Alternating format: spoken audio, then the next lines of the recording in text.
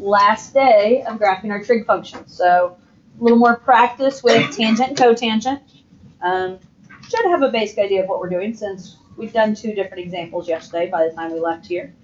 So we are ready to talk about number 3.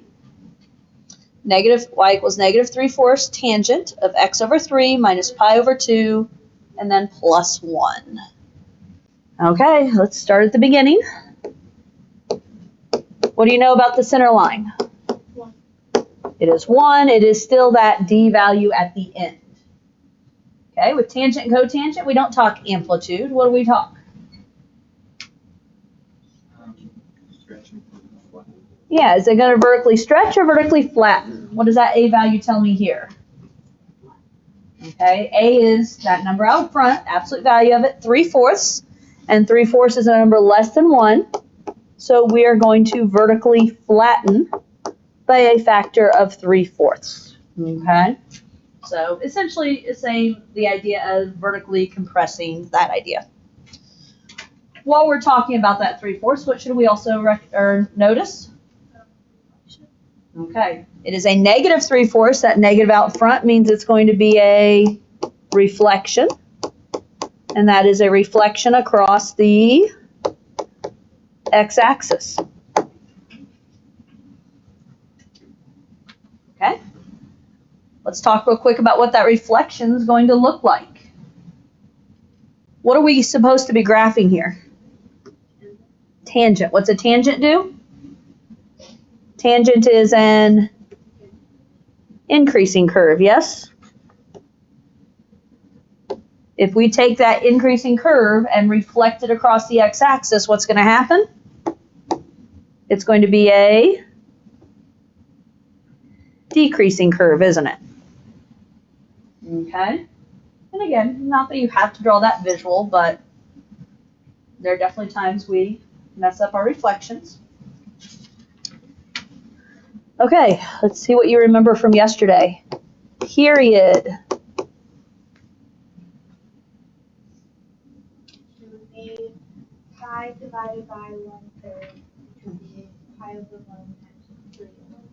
Okay, so remember with tangent and cotangent, we only have a period of 1 pi. So when you do find the period, it's pi divided by b. So pi divided by that 1/3, because there's a 1 in front of the x. Pi divided by 1/3 is pi over 1 times the reciprocal 3 over 1. And so we have a fun old period of 3 pi. And phase shift. Still c over b. What are we doing here? Okay, pi over 2 divided by 1/3. So pi over 2 times 3 over 1, which is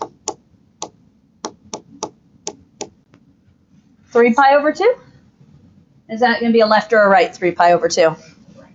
Opposite the sign, so it is still a right 3 pi over 2. Okay, we found all of our information. Label that center line. Center line is 1. Either label it at the end, label it in the center, I don't know, somewhere where I can find it. Okay. Remember, there's no amplitude to label, so we're not counting up and down. When we draw our graph, we will show a vertical flattening as opposed to a stretch. We'll deal with the reflection when we get there. Okay, period, 3 pi. Now, remember my request with tangent, cotangent. I'm asking, since a period is just one curve, I'm asking that you draw 2 periods, yes? So if 1 period is 3 pi, then we really need to think in terms of 2 periods, which is 6 pi. Okay?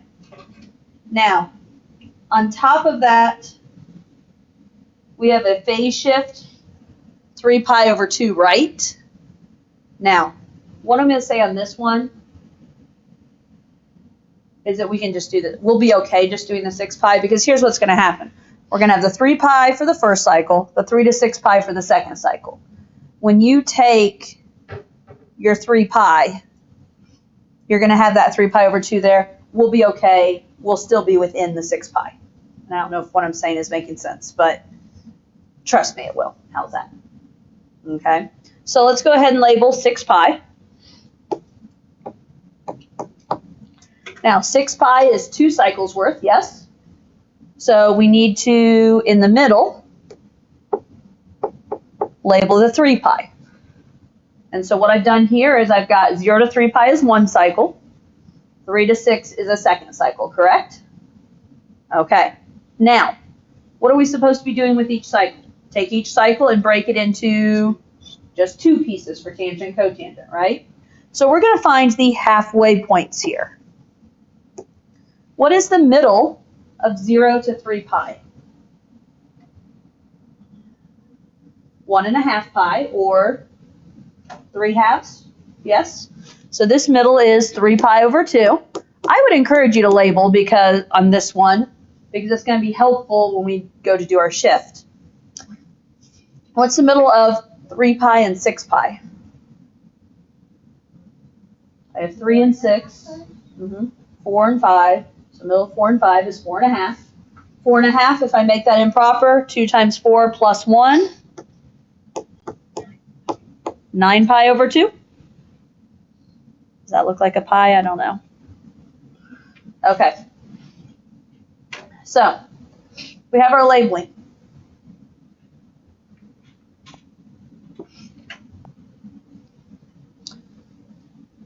What graph are we drawing? Okay. But it's reflected tangent, but we're thinking for right now, tangent, right? The function is tangent. You go back to yesterday, how do we start a tangent graph? You start with the point, right? Now, I'm going to hold this here, but I'm not going to draw my point yet. My point would technically, well, I'll draw it, but I don't recommend you draw it yet. Here's technically my point, yes? But remember, I'm doing the phase shift all at once. So we're going to take this point that's at 0, 0 and take it where? We're going to move it right. We're going to do the phase shift right, 3 pi over 2. So I'm going to now have a point at 3 pi over 2. That is my tangent point that starts at 0, and it shifted right 3 pi over 2.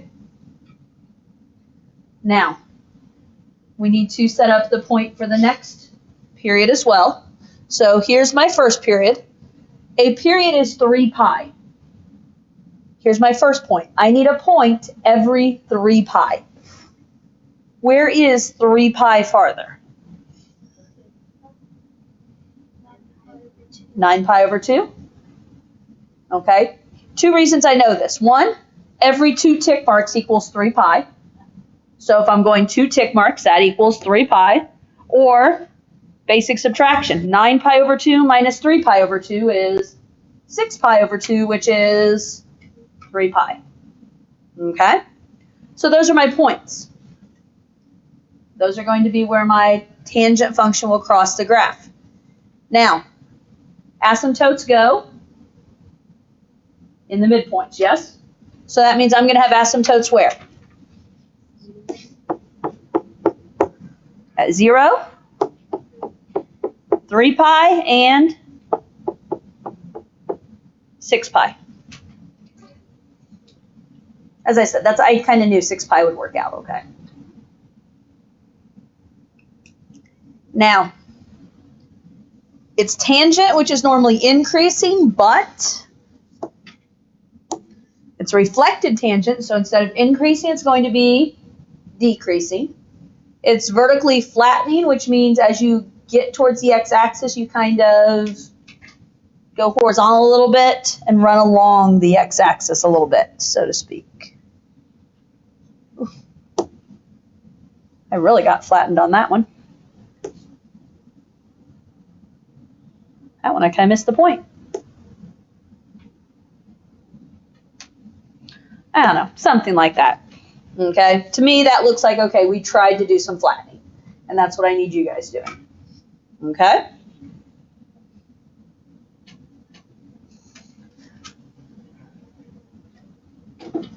Okay, questions here? Going back to you from yesterday? Yeah. Okay, one more when you guys are ready then.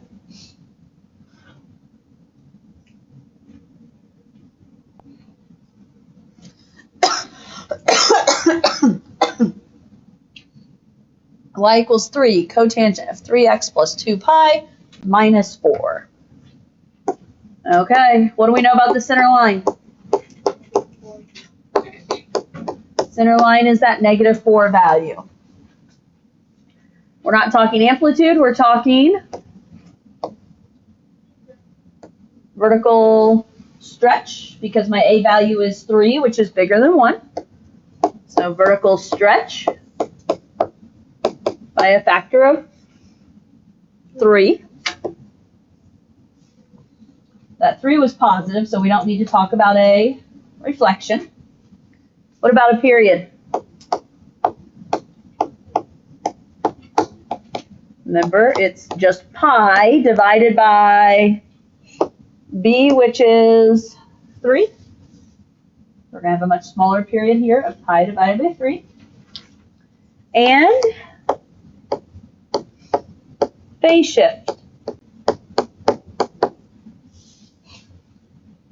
What's my phase shift looking like? Okay. 2 pi over 3, opposite the sign, makes it negative, and to the left. Okay. I don't know if you need to draw it on there or not, but what are we graphing? Cotangent, which is a decreasing graph, right? And there's no reflection, so it's actually just a decreasing cotangent. Okay, let's get some labels. Center line, it's negative 4. I think I'm just going to put my negative 4 over here because I know I have to phase shift left, so I'm not going to put it at the origin this time. Vertical stretch we'll worry about later. Period of pi over 3. Okay, so if my period is pi over 3, then I'm going to make a pi over 3. Don't make it too big because of what we're getting ready to do now. From 0 to pi over 3 represents one cycle, one period. What's my phase shift going to tell me to do? We're going to go 2 pi over 3 to the left, which means, okay, so here's 0 to pi over 3. I need to mimic that on the left. So if I have a pi over 3 on the right, I have a negative pi over 3 on the left. And I should also go ahead and put a negative 2 pi over 3 on the left.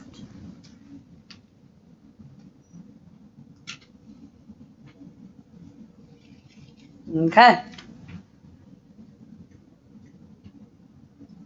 0 to pi over 3 represents a cycle.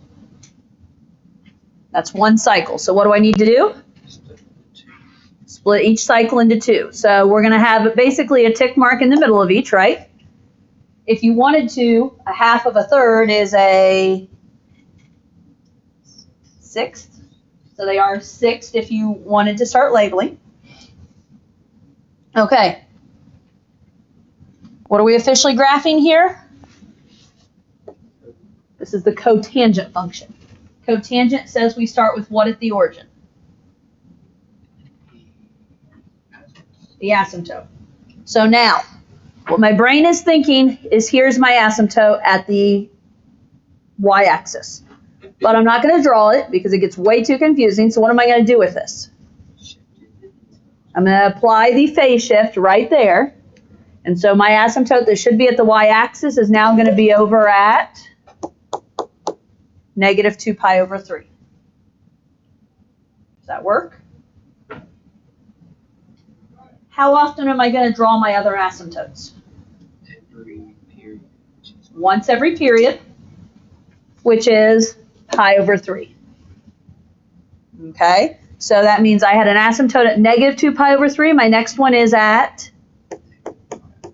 negative pi over 3. My next one would be at 0. Don't forget 0 counts as a piece there, right?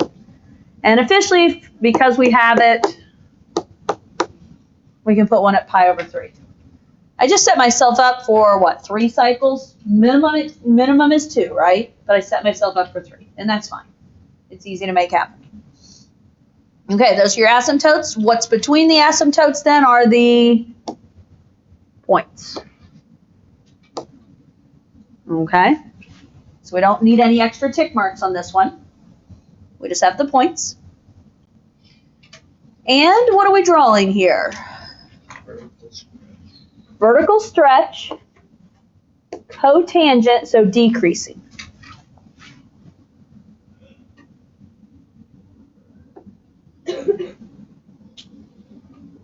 Okay, something like that. It's decreasing. Notice, am I hanging out at the x-axis any? No. Nope. I'm just crossing through it and going. And you will notice, the stretches tend to happen with the smaller periods, right? So it's easier to stretch it up. The flattens tend to happen with the longer periods. And so it's easier to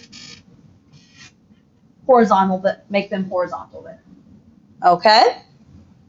So, you know, I would, like, if we're looking, to me, that cycle is definitely there because that's the one when I moved it 2 pi over 3 left, yes? And then if I'm requiring 2 cycles, then I'm probably expecting to see this one. Did you end up having to have that one? No. Okay. Questions? Okay. I'll get your worksheets out, and then I do have secant, cosecant that I want to pass back to you and make sure I point out some small issues.